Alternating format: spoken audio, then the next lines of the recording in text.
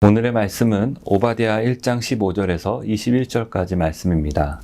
다시 살아갈 땅의 회복이라는 제목으로 말씀 나누겠습니다. 우리가 회복에 대해서 생각할 때에 확인해 보아야 할 것이 있습니다.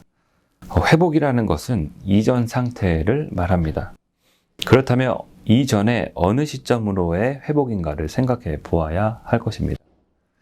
오늘 오바댜 후반절에서는 그 회복의 시점을 남유다 땅을 살아가던 그 시점에 대해서 약속하고 있습니다. 그들이 누리던 땅과 그들이 살던 터에서 다시 살아가게 될 것이라는 것입니다. 20절의 말씀과 21절의 말씀을 보겠습니다. 사로잡혔던 이스라엘의 많은 자손은 가나안 사람에게 속한 이 땅을 사르밧까지 얻을 것이며 예루살렘에서 사로잡혔던 자들 곧 스바랏에 있는 자들은 네겝의 성읍들을 얻을 것이니라. 구원받은 자들이 시온산에 올라와서 에서의 산을 심판하리니 나라가 여호와께 속하리라. 다시 회복하시겠다는 것의 의미는 그 땅의 주인으로서 살아가게 될 것이라는 것입니다. 주인됨을 회복하는 것입니다. 그리고 나라가 여호와께 속하리라는 것의 의미가 그러합니다. 포로로 살던 자들이 이제 다시 돌아와 주인이 되고 새로운 영토의 주인으로 그 나라의 주인으로서 당당히 살아가는 것입니다. 그 지역 땅까지도 이제는 다스리게 되겠다라는 것입니다. 2020년 한 해가 이제 다 저물어 갑니다.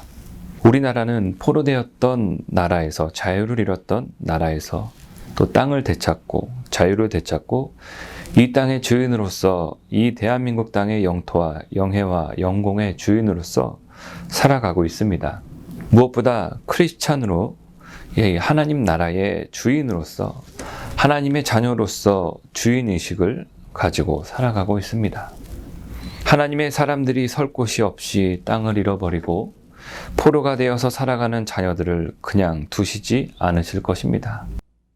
새 이스라엘의 주인으로 회복을 경험하는 결정적인 이유는 다른 것이 아니라 하나님의 전적인 구원이었습니다.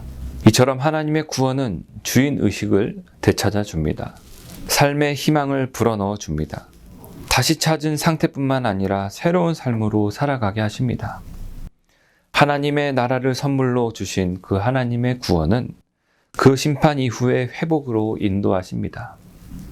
죄악을 깨끗이 심판하시고 하나님의 구원으로 인하여 새 이스라엘을 회복하실 것입니다. 상동의 성도 여러분, 이제 날이 저물어 갑니다. 하지만 희망찬 새해를 하나님의 구원하심을 바라보며 새롭게 주인 되어서 이 땅에서 하나님의 나라를 이루어 가시는 하나님의 성도님들 되시기를 간절히 축원합니다.